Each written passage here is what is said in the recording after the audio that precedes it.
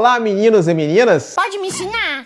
Estamos aqui para mais uma aula de filosofia e na aula de hoje nós iremos aprender sobre a patrística. Querem saber mais? Fiquem aí e vem comigo!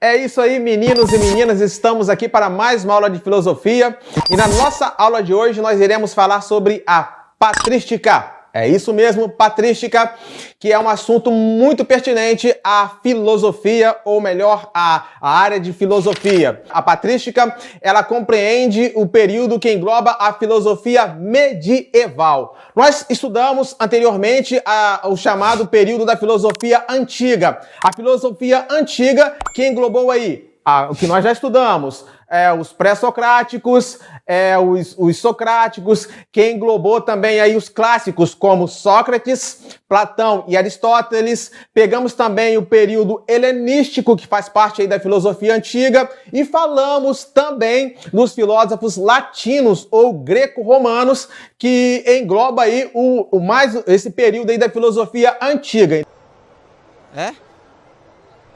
Sabia não? Pois bem, então agora nós chegamos ao período da filosofia medieval. É isso mesmo, saímos da filosofia antiga e vamos entrar ou adentrar a filosofia medieval, ou a chamada filosofia da Idade Média.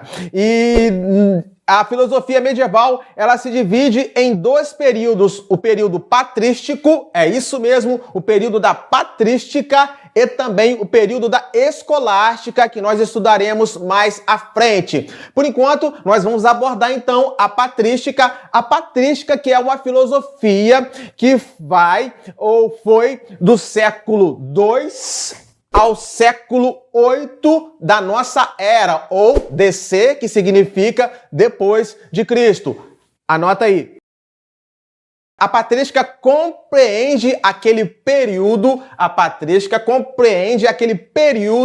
da história da filosofia que correspondeu ao pensamento elaborado pelos pais ou padres da igreja. Por que eu coloquei aqui pais ou padres da igreja? Porque para a comunidade protestante ou evangélica, eles são chamados de pais. Para a comunidade católica, eles são chamados de padres. Jesus! Foi um período muito peculiar, porque é um período que faz uma conciliação entre a fé e a razão. Se até então a filosofia ela tinha focado mais precisamente na razão, a partir da patrística ela começa a focar mais na fé. A fé ela ganha prioridade sobre a razão. Ela não substitui a razão, mas ela ganha prioridade sobre a razão e aí ela tem a primazia. Por quê? Por quê, professor Samuel? Porque esse período foi um período que começou a prevalecer o pensamento cristão. Na realidade, o pensamento cristão, ou aquilo que nós chamamos de cristianismo, ele deu seu pontapé inicial no século I. Começou, é claro, né? Cristianismo vem de Jesus Cristo. Ele começou no século I e, mais precisamente, depois que Cristo não estava mais entre os homens, começou então a ser propagado por aqueles que nós chamamos de pais apostólicos. Quem são considerados os pais apostólicos? São Paulo e São Pedro. Muito de São Paulo porque ele escreveu várias cartas, na realidade foram 13 cartas, e essas cartas elas tinham um compêndio muito doutrinário e dogmático. Assim também como São Pedro, que foi apóstolo de Jesus Cristo, escreveu duas cartas também que tinha em seu compêndio uma característica dogmática, ou melhor, esquece dogma, doutrinária. Anota aí. A princípio, o cristianismo ele não foi muito aceito. Ele foi compreendido como uma ramificação do judaísmo. O judaísmo, que é uma religião de Israel, uma religião antiga de Israel. Porém, com o passar do tempo, foi-se observando que o cristianismo era muito distinto do judaísmo. Então, entendeu-se que o cristianismo era uma seita, então passou a ser perseguido.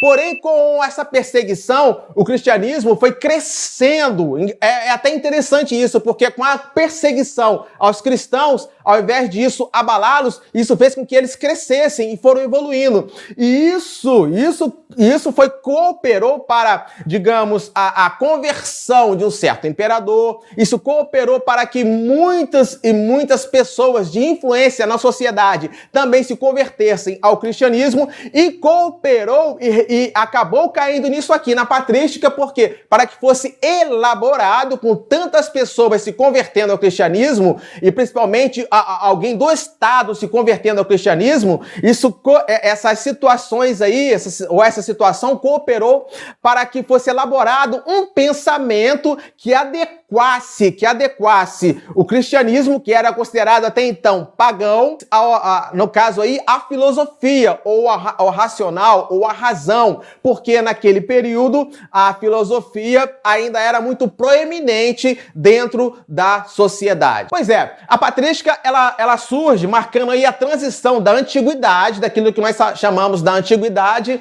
para o período medievo, ou período medieval, ou que, como vocês estudam, a Idade Média. Então, a patrística, ela surge justamente marcando essa transição entre o período antigo, entre a antiguidade, e o período medievo, ou medieval, ou Idade Média. Anota aí. Pois bem, a patrística compreende ou corresponde à primeira fase da filosofia medieval. Eu falei lá atrás, a filosofia medieval se divide em duas vertentes, patrística e escolástica, que nós estudaremos mais à frente. Ih, rapaz. Pois é, qual foi a principal característica da patrística? Vamos lá? Eu queria muito, sim. Teve como principal característica a expansão do cristianismo. Já falei sobre isso anteriormente. A expansão do cristianismo na Europa e o combate aos hereges e pagãos. Se antes o cristianismo, que começou a surgir, era considerado uma seita ou algo marginal, ou era considerado pagão, com essa expansão agora do cristianismo, o que era pensado diferente do cristianismo passou a ser chamado de herege, ou seja, aquilo que não é concordante com o que eu penso. Na realidade,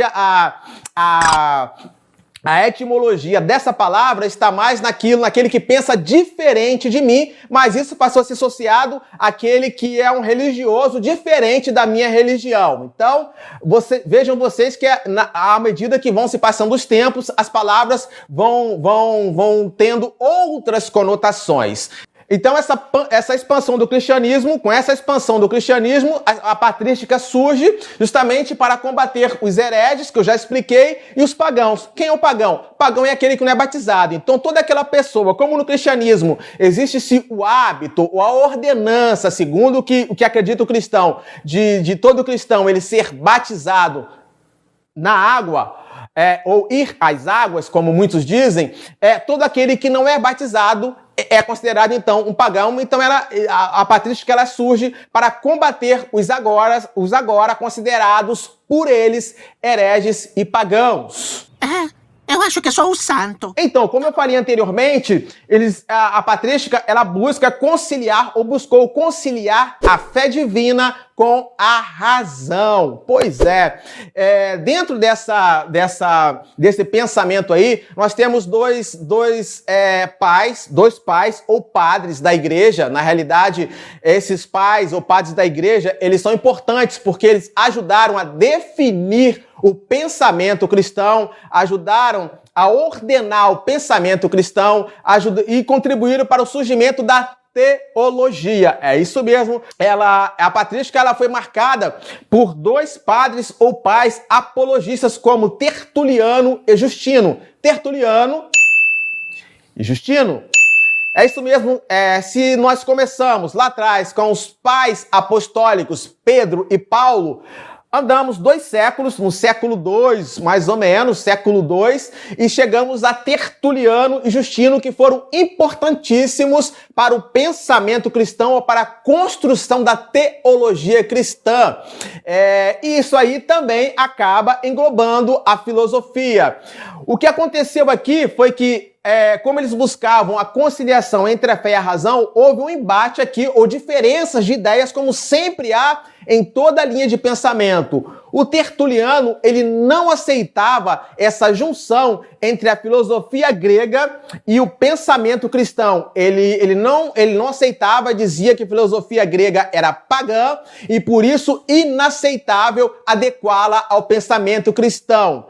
Em contrapartida, o Justino, o apologista Justino, ele já considerava que poderia haver essa conciliação entre a filosofia grega e o pensamento cristão. Por quê? Porque Justino declarava que ele via na filosofia grega sinais do divino, os sinais de Deus. Ainda que os pensadores gregos, segundo Justino, ainda que os pensadores gregos não fossem ou não tivessem uma crença em Deus, eles, sem querer, acabaram pensando ou evidenciando algumas colocações pertinentes a Deus. Então, Justino entendia que na filosofia tinham pensamentos que poderiam ser considerados divinos, mesmo que os filósofos não tivessem ideia disso.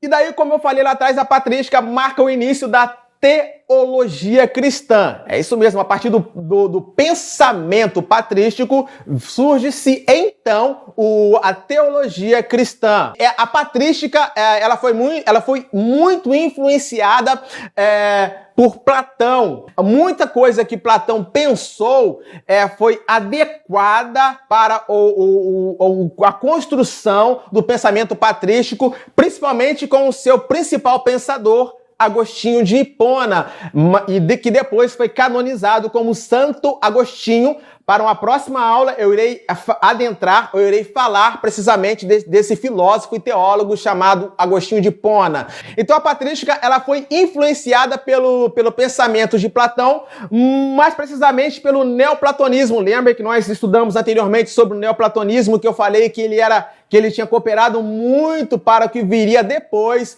que seria a filosofia patrística? Pois é. E aí que entra a influência de Platão e do neoplatonismo, ou seja, um novo pensamento sobre Platão. Um pensamento que foi bastante tratado ou enfocado na patrística foi justamente essa questão de bem, de mal, de Deus, de livre-arbítrio. Por exemplo, se para o neoplatonista existia um agente originador de todas as coisas, e esse agente era o Uno, já na patrística, Deus. Um outro detalhe que nós devemos observar também é que se para o neoplatonismo, o caminho para este uno, era através da meditação da espiritualidade, para Santo Agostinho, para Agostinho de Hipona, o caminho que levava a Deus, agora não mais o uno, mas a Deus, era a conversão a Deus, a oração e a meditação. É isso mesmo. Por quê? Porque se para o neoplatonismo, olha só como é que as coisas se interligam. Porque se para o neoplatonismo o mal era a ausência do bem, para Agostinho de Hipona, o que seria o mal? O mal seria o afastamento de Deus. Não é parecido, mas tem ligação. Então, Agostinho de Hipona, ele acaba bebendo muito da fonte do neoplatonismo, de Plotino e de Porfírio, e dos pensadores neoplatonistas. E é importantíssimo isso, a questão de uma ideia acabar proporcionando e ajudando outra ideia, ainda que essa ideia confronte muito a ideia anterior. Deu para entender? Anota aí.